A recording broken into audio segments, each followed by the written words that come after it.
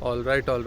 So yeah, hi guys. The update for today is I'm in quants. I'm doing Modulus, and it's going pretty well so far.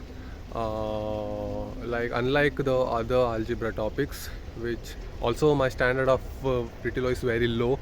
So even if it's slightly, I will say pretty good.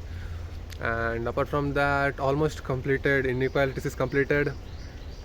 I skipped the hard parts just to let you know.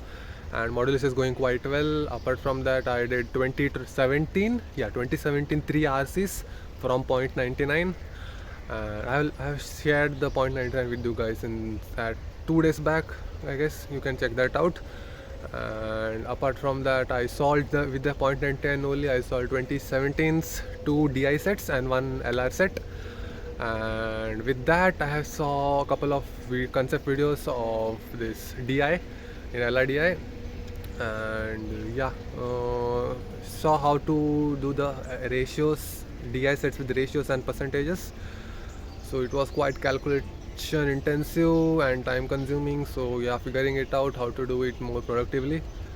And yeah, it's like almost 80 days to go, I guess. And let's see how it goes. See you in the next video. Bye bye.